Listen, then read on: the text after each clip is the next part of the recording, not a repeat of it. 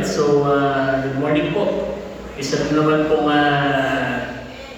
mapagpalang araw, isang umagang puno ng pagpapala ngayong linggo. At alam niyo po mga kapatid, doon pa lang po sa mga sa choir, sa special numbers, sa worship song natin, parang bang punong-puno na po tayo ng wisdom, ng knowledge na nai-input sa atin ng mga kanta. At ako po ay na-bless sa kanta ni Ate Ami na tama po yun, huwag po tayong, pwede po tayong magmakaawa po sa Panginoon para po humiling ng mga kagalingan o ng mga biyayang gusto natin makamit. Pwede po tayong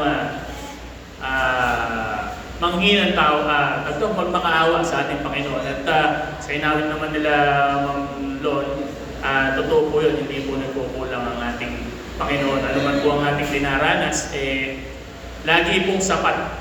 Ano man po ang kalalagayan natin ngayon.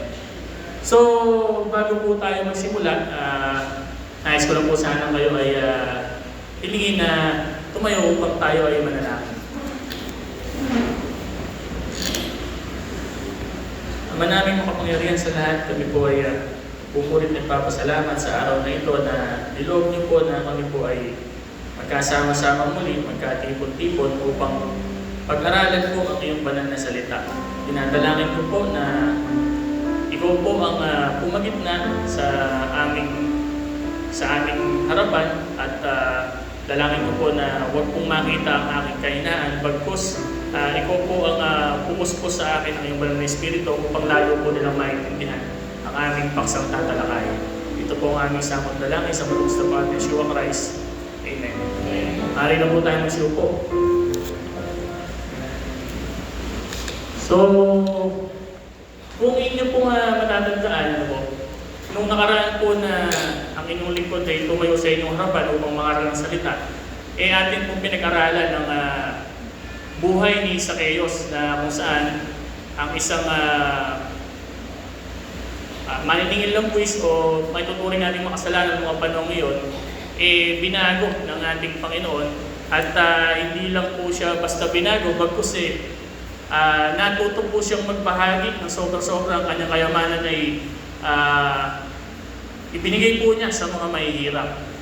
Ngayon naman pong araw na ito, hindi po ganun mahaba ang ating paksa. Kaya sigurado po ako, maaga po tayo makapagtatanghalian po ngayon. Atin pong tatalakayin, ngayong mapagpalang umaga na ito, kung ano ang mga paraan para po tayo tumugon sa panahon ng krisis o ng paghihirap. Buksan po natin ang awit chapter 46 verse 1. Ang sabi po dito, si Yahweh ang ating kanlungan at kalakasan, handang saklolo sa oras ng pag-iipitan. So, malinaw po, no? Siya po ang ating kanlungan at lakas. Isang tulong na naroon sa panood po ng ating mga kagipitan o krisis o panganib. At meron po tayong matibay na lugar na masasandigan. Kumbaga, masasabi po natin na legit po na proteksyon talaga natin ng ating Yahweh. Ganon din po, sinabi po sa Mateo chapter 11 verse 28. Ang sabi po dito ay lumapit kayo sa akin, kayong lahat na napapagal at nabibigatan, at kayo bibigyan po ng kapahingahan. Alam niyo po, ito po ay isa sa maiksi lang po itong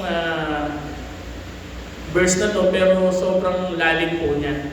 So, alam naman po natin, lahat po tayo rito dumaranas po ng kanya-kanya mga pagsubok, di po ba? Sabihin natin, karamdaman, problema sa pananalapi, o maging sa pamilya. Pero kung babasahin po natin yan, para bang yan po ang nagbibigay sa atin ng comfort. Para bang kung isa sa puso po natin yan, tatanim natin sa isip natin, parang wala na po tayong dapat na problemahin pa. Lalo na po ngayon, itong nagdaang linggo na to, po ba ang umatake po sa atin ay bagyo. Mabuti na lang po hindi po sa lugar natin, pero marami po tayong kababayan na nasalanta. Meron po nawalan ng tahanan. Talagang matindi po ang naging perwisyo sa mga lugar po natin naman. Pero sabi po dyan lahat daw po ng nabibigatan, bibigyan daw po niya ng kapahingahan. At itong nakaraan din po, ang naging trending po yung sa Menjola. O rally, di po ba? So parang nakita ko lang doon, hindi po yun yung tamang solusyon kasi yung iba, natira ng kung ano-ano. Meron ng mga iba, pati yung mga kapulisan natin, sinaktan nila, binabatukan nila, di ba, kapwa mo rin yun Hindi naman po sila yung may kasalanan, tumutupad lang sila sa tungkulin nila. So parang mali yung nagiging response ng tao, hindi po tama. So dapat doon siguro si Lord na lang ang ating lapitan sa mga ganung pagkakataon. Maging sa Roma, chapter 12, verse 12, ang sabi po ay magalak kayo sa pag-asa, matiisin sa kapighatian, matyaga sa panalangin. So, the more po na meron po tayong pagsubok, mas angapin po natin, mas manampalataya tayo, dahil hindi po ba tulad po ng isang ginto o ng diamond, dumadaan po siya sa proseso. Kumbaga, hindi naman siya, ang ginto, ang diamante, hindi naman siya nakuha na fine agad siya. Hindi siya agad yung maganda na sa mata natin.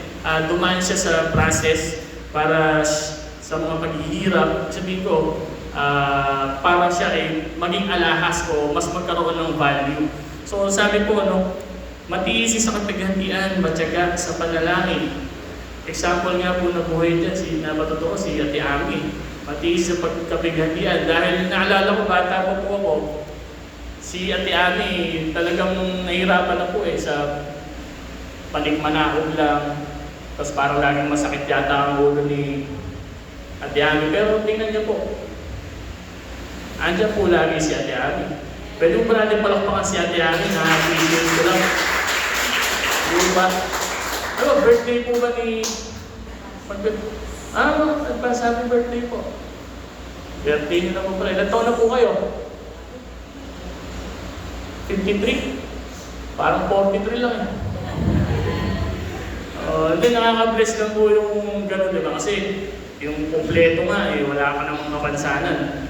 Mga bakante tayo. Kahit even ako, guilty po ako pag minsan na absent ako. Parang nakakahiya po ako sa harapan ng ating Panginoon pag mga ganun pagkakataon. Kasi, tingnan niyo po, hirap bumaba, may sakit, di ba? Pero by the grace of God, kaya yan, mapalad ka, Yami, matiisin ka sa kapighatian at alam ko matyaga ka rin sa panalangin. So,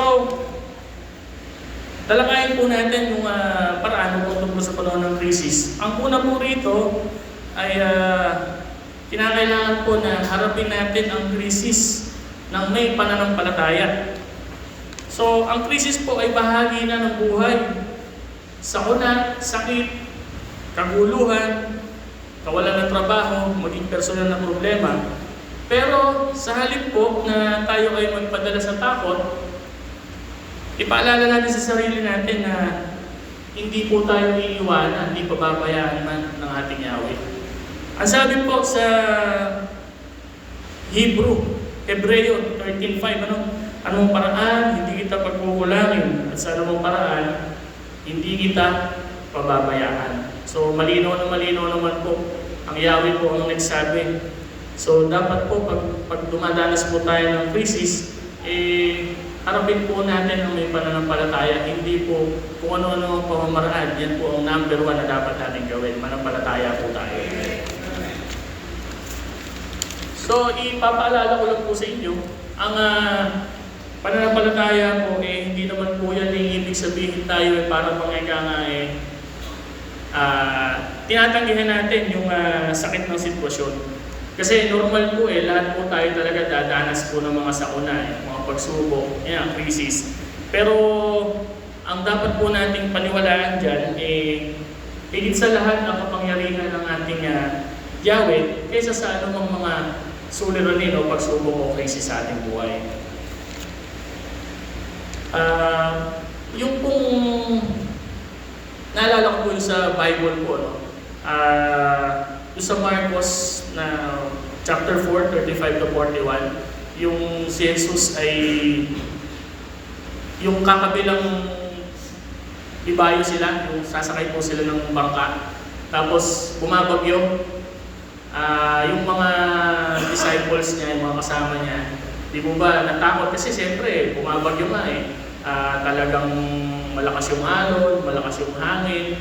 Tapos si Jesus, natutulog lang po. Kaya yung mga tao, ginising siya. Sabi niya, Panginoon, hindi ka ba nag-aalala at natutulog ka lang, hindi mo ba iniisip kung mapapahamak tayo? Pero ano po ang sabi ng ating Panginoon? Sabi niya, pinakalma niya yung dagat, pinahinto niya yung hangin. Kaya nga sabi nung mga kasama niya, mga disciples, sino ba itong tao na to na maging ang hangin man o ang dagat ay nakikinig sa kanya? So, doon nakita po natin na yung mga kasama niya, mahina pa po yung pananampalataya. Sabi niya, mahina pa pala yung mga pananampalataya niya. Dapat di kayo mapapagapag. Kasi, kasama na nila ang ating Panginoon. Di po ba? So, sa number 2 po, ang sabi po dito ay, tayo ay manalangin at manalig. So, ang panalangin po, yan po ay unang tugon. Hindi po siya option. Hindi po yung magdadasalan tayo pag wala ng paraan, tsaka tayo magdadasal. Alam niyo po sa bawat kinakaharap po natin, number 1 pala dapat magpe-pray tayo. Hindi siya option kasi nga po, yung iba po kasi ma-pride, mayabang ang tao lalo na po kung hindi po nakakakilala sa Panginoon.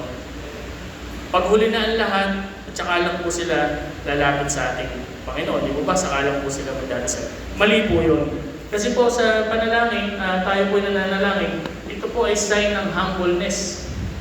Ito po ay pagpapakita na at pag-amin na hindi po natin kaya nang wala po ang ating Panginoon. Ipinakikita po natin na tayo ay dependent lang sa Kanya. Amen po ba?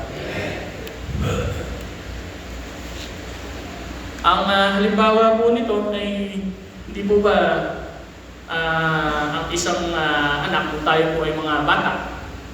Meron po tayong mga kinatatakutan. For example, kunyari ako po, sa totoo lang meron po akong halimbawa may nakikita akong tao, natatakot ako sa kanya. Yung minsan kasi ganun may kinatatakutan ng bata pero kung kasama ko yung tatay ko, wala na yung takot ko. Parang medyo at ease ka. Siyempre nakahawak ang tatay mo, hindi ka na matatakot. Alam mo may peace of mind ka, hindi ka na magagalaw. Parang sa yun nga, yung parang halimbawa takot ka sa kidlat o sa kulog. Di po ba pag nag-iisa lang ng bata, talaga namang iiyak yan, iiyaw yan. Pero subukan mo yung anak mo, yakapin mo, kahit na kumukulog, kumikidlat, oo, natatakot yan. Pero feeling nila safe na sila kasi kasama na nila yung ama nila na may tiwala sila doon. Parang ganun lang yan. Kaya ang number 1 nating pagtiwalaan ay ang ating Panginoon.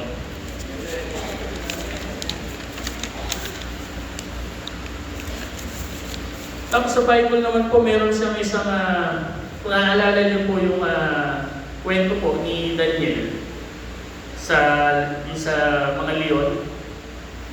Di po ba si Daniel, isa po siyang pinagkatiwalaan po siya ng haring si Darius, gobernador, parang official po siya. Ngayon si Daniel po kasi ay isang masunurin, isang matuwid na tao, hindi siya sumasalungat sa batas. At the same time, talagang mga Diyos si Daniel. Ngayon, merong nainggit sa kanya na mga kasamahan niya. Alam niyo naman po talaga dito sa mundo, hindi po may iwasan talaga yung mga, di ba, yung hindi ka masaya sa pag merong nakakaungo sa'yo. So, pinagkaisahan siya ng mga kasama niya. Inisip nila kung paano kaya natin masisira si Daniel. So, inudyukan po nila yung Haring Darius na, alam po nila, mga Diyos po si Daniel eh. Inudyukan nila ang Haring Darius na, mahal na hari, magpatupad tayo ng batas na sa loob ng 30 araw, bawal manalangin sa kahit anumang Diyos. Bawal sumamba except sa mahal na hari lang. So, sa pagkakaudyok ng dalawang alagad, sinunod nung hari. Sige ka. Ngayon, si Daniel kasi ang isa sa paborito ng hari dahil nga matapat siya. Masunurin po si Daniel sa pagkakabasa ko po sa verse na yun.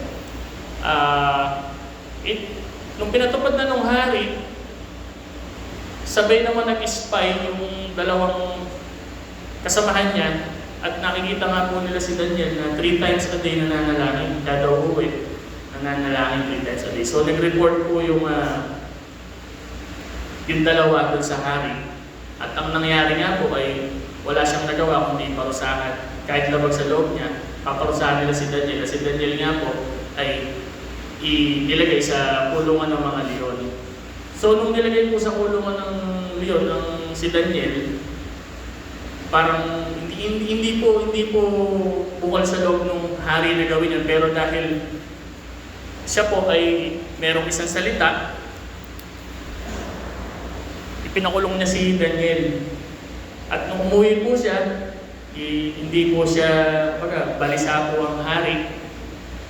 Kahit hindi siya makatulog, hindi siya tumawag ng mga tagapag-aliw niya. At pag-ising niya kinabukasan, dali-dali po siyang pumunta doon kay Daniel para tingnan kung ano nangyari kay Daniel.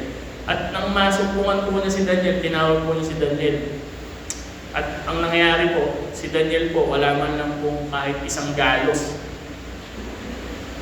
Walang sugat. Hindi po siya ginalaw ng mga leon. At alam niyo po ano po sinabi ni Daniel. Siya po ay niligtas ng ating Panginoon dahil siya po wala naman pong ginagawang kasalanan kundi ginawang paglabag man lamang dun sa hari. Kaya ang nangyari po after nun, yung mahal na Haring Darius, sumulat po siya sa mga karating bansa niya na sambahin kung sino man yung Diyos na sinasamba ni Daniel, dahil ang Diyos na sinasamba ni Daniel ay hindi mababalik ang mga sinasabi. At yun nga po ang ating mahal na Panginoon. At ang nangyari po, ang pinakulong, yung mga nagsumplong kay Daniel. Pati ang pamilya ng mga nagsumpong kay Daniel, yung mga nanira sa kanya. At ipinapasok pa lang po siya sa kulungan, pinapababa pa lang, hindi pa lumalabag ang mga paa, nilapanan po sila ng mga leon. Di po ba? Nakita niyo po yung divine protection ng ating Panginoon sa talagang mga nananampalataya sa Kanya. Imagine niyo hindi pa lumalapag yung paa ng mga ikinulong pagkatapos si Daniel nilapanan. Pero si Daniel, kahit lamok siguro, baka walang umagat. Di po ba?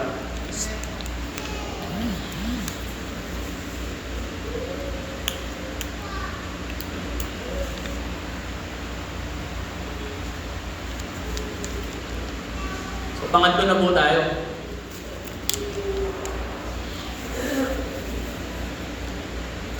Ang isang pagtugon daw po sa krisis ang kinakailangan po natin gawin ay tayo po ay kumapit sa salita ni Yahweh. Sa gitna po ng unos, ang salita ni Yahweh ang ating gabay at lakas. Basahin, pagnilayan at ipamuhay ang mga pangako ng ating Yahweh. At huwag po tayong mabalisa sa anumang bagay. Sabi po sa Pilipos chapter 4, verses 6 to 7, huwag kayong mga balisa sa anumang bagay, kundi sa lahat ng mga bagay sa pamamagitan ng panalangin at daing na may pasasalamat, ay ipakilala ninyo ang inyong kahilingan sa Diyos.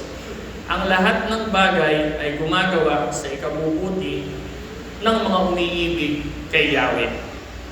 Ganun din po sa Roma. Buksan po natin ang Roma chapter 8, verse 28.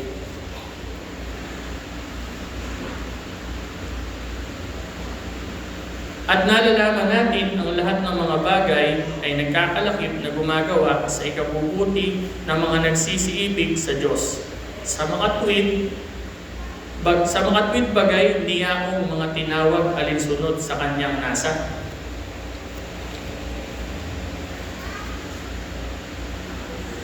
Isang halimbawa po nito, naalala niyo po nung tayo po ay tinamaan ng pandemic. Sabihin natin, yung ilang buwang seryoso yun, yung talagang bawal lumabas. Marami pong tao na balisa, di ba? Kahit po yung mayayaman, sila, helpless sila, aanin mo yung pera mo, hindi ka makalabas ng bayan mo. Mag-grocery ka by schedule. Hindi ka rin pwedeng mamili ng sobra. Naalala ko may limit nun eh. Diba? Hindi ka pwedeng bumili ng sobra-sobra kasi maubusan ng supply yung mga ibang bibili. So, ibig ko lang sabihin, nung mga time ng pandemic, wala talaga tayong masusumpungan. Bali, wala yung pera natin. Ang kailangan lang natin talaga nun, manalangin at manampalataya sa ating Panginoon. Alala ko po, nung time ng pandemic, marami po nagbebenta ng sasakyan. Actually, pandemic times, marami po talaga majority po sa atin nahirapan. Sabi natin na naging sobrang krisis, pero sa ibang tao po, hindi ko po ginustong mangyaring maghirap yung ibang tao. Pero sa amin naman, ito po nagbigay po sa amin ng blessing, yung pagiging pagkaka-pandemic na. Alam niyo po kung bakit. Unang-una, doon po parang nagkaroon kami ng time ng family namin na makapag-banding. Yun din po yung time na yung mga anak namin lagi na namin kasama. Yun din yung time na mas nabuksan yung puso namin para tumulong sa kapwa, sa pamilya. Kasi dun po natin nakita na walang kahalagahan ng salapi. Mas mahalaga po yung tayo makatulong. Kasi magkakapatid po tayo sa ating Panginoon. Kaya nung time po na pandemic na yan, naging blessing din siya sa amin. Ang dami po bumibili sa sasakyan. Kasi wala po nagpo-commute eh. Walang public transportation. So, naobliga po yung iba na parang naglabasan po yung pera din, no? Diba? Parang doon ko nakita, may pera naman pala yung mga tao. Kasi maraming bumibili talaga sa amin nun eh. Doon din pandemic na yon.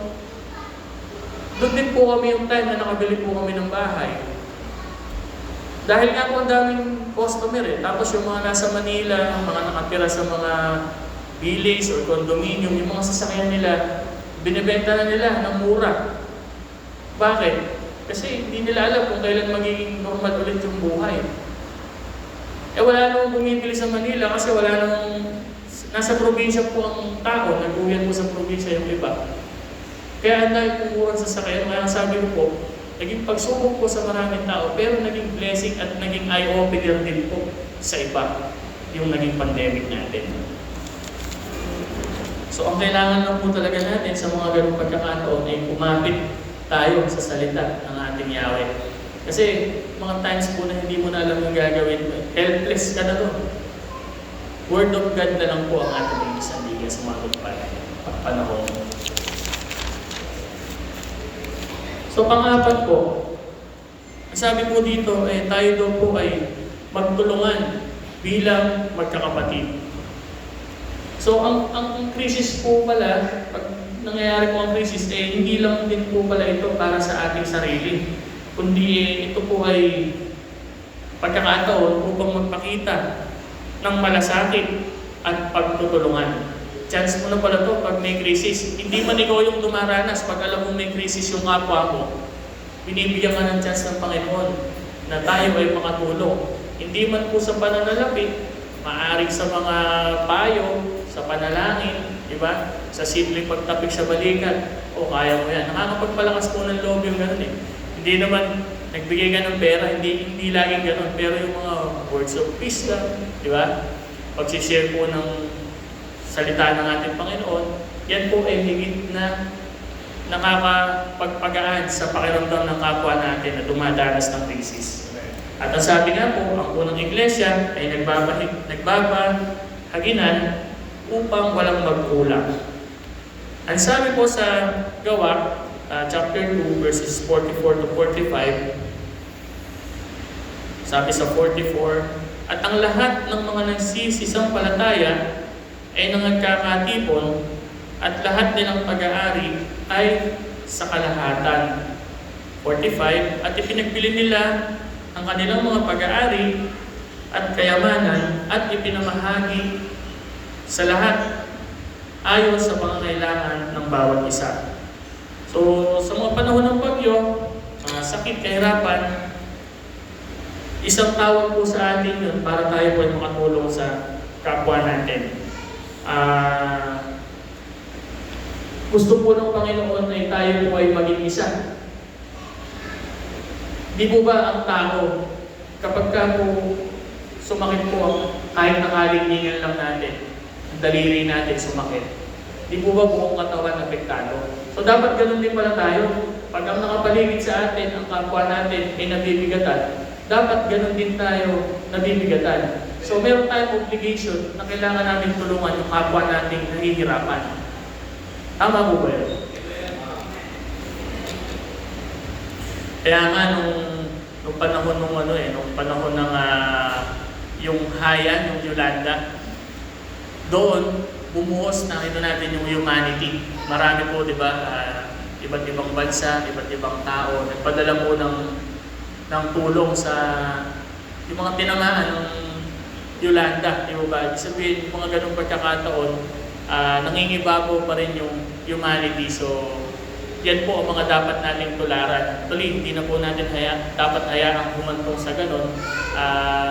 Isang kasi, tumutulong lang tayo pag kasukdulan na yung nangyayari sa kapwa natin. Pag bedridden na, pagbibigay ka ng pagkain, kapag hindi na niya kayang lumasa, pag siya'y nakarating na sa banig ng karamdaman, di ba?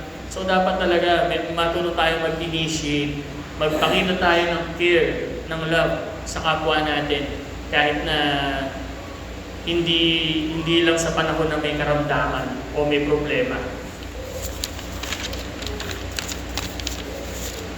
Medyo malapit na po tayong matapos. Sabi po dito sa panglima, maging ilaw at pag-asa sa iba. Maraming tao nawawalan ng pag-asa pagka po panahon ng krisis. Pero bilang mga Kristiyano, sa panahon po ng krisis, dapat doon po natin ipakita, tayo po ay mag-stand out. Dapat po tayong maging asin at ilaw. Buksan po natin sa Mateo chapter 5, 13 to 16.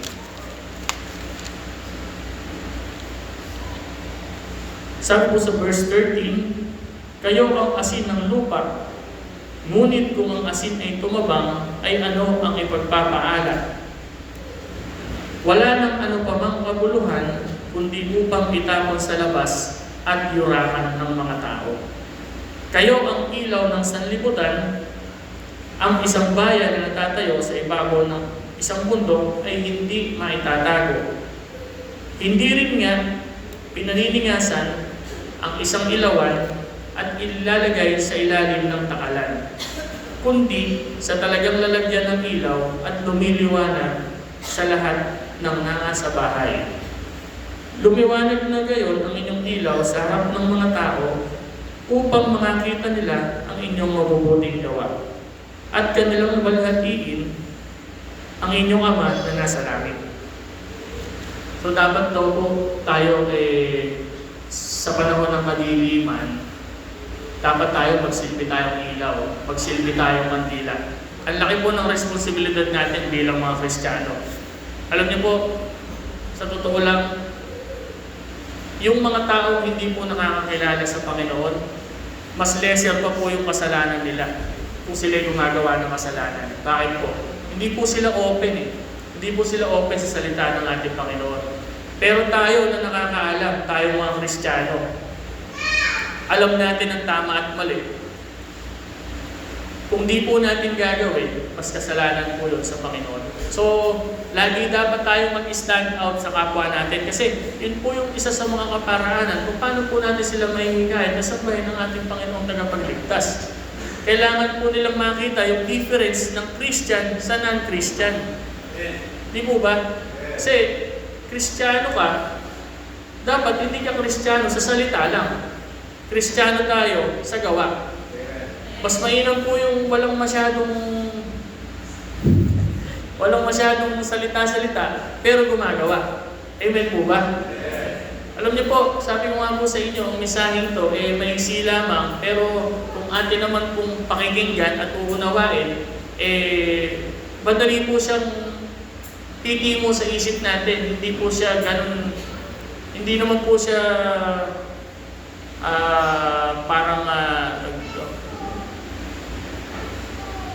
hindi po siya matalinghaga. Hindi po siya ganun matalinghaga kagaya ng ibang pinag-aaralan natin. Simple lang po siya, pero makabuluhan, di po ba? So kailangan po natin mag-stand out para po tayong mandila. Ang isang halimbawa po nito, si Jose sa Egypt,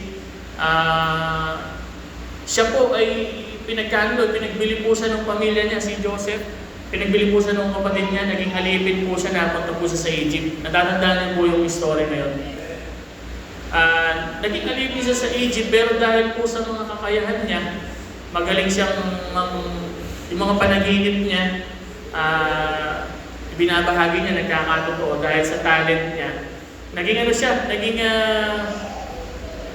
mataas ang posisyon niya, naging kanang kamay po ba siya nung governor. Ayun. So, pero despite po na nasa mataas na katayuan na siya, nasa magandang pamumuhay na siya, nung makita po niya yung mga kapatid niya, kasi nagkaroon po ng famine, ng taggutom dun sa bayang pinanggalingan niya. So, nagpunta po sa Ehipto yung mga tao para kumuha ng supplies, ng pagkain. At doon nga po, nakita siya ng mga kapatid niya na maganda na ang buhay. So, yung mga kapatid niya, hindi siya ma-i-approach kasi alam ng mga kapatid niya yung ginawa nila kay Joseph Hindi maganda. Pero ano po ang ginawa po ni Joseph? Ang sabi po ni Joseph, niloob ng Panginoon na ako ay maparito para ako ay matulungan ko kayo. So, tinanggap pa rin po niya yung mga kapatid niya. Sobrang nakaka-bless po yung verse po na yun. Kasi may mga keynote po, pero binasa ko po yung story nung kay Joseph. Alam niyo po, kahit ginawa na siya ng masama, inakap pa rin niya, tinulungan pa rin niya yung pamilya niya, yung mga kapatid niya. So, nakaka-bless po. Sana, ganun din po tayo. Ganun din po tayo sa makabagong mundo. Ganun po sana tayo mabuhay. Ganun po sana tayo mag-isip. Hindi po tayo kailangan na maghigante pag may gumawa po ng masama sa atin. Hindi na po natin kailangan mag-post po sa Facebook, mag-rant. Hindi na po yun. Ang kailangan po, magdasal po tayo. Kumuha po tayo ng mga halimbawa po sa Bible. Di po ba? So,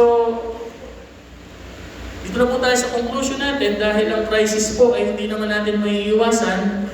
Pero yun nga po, may mga paraan upang tumugon ng naaayon sa kalooban ng ating Yahweh. At ang una nga po doon ay harapin po natin ang may pananampalataya. Number 2, manalangin at manalig. Number 3, kumapit sa salita ni Yahweh. Number 4, magtulungan bilang magkakapatid. At number 5, maging ilaw at pag-asa. Pag-asa sa iba. So sa lahat po ng ito ay makasumbong po tayo ng lakas at kapayapaan at pag-asa na tanging si Kristo lamang ang makapagbibigay. Para po tayong puno sa tabing ilog. Yung puno po sa tabing ilog, kahit ano man po ang mangyari, namumunga, malalim po ang ugat, hindi po natutuyo. So pag tayo po ay sinunod po natin yung mga ganyang bagay kung paano natin haharapin ang crisis. Para po tayong punong dalisay sa tabi ng ilog, hindi na po matatapos siya, magbubunga ng magbubunga at pakapit ng pakapit yung ugat sa ilalim.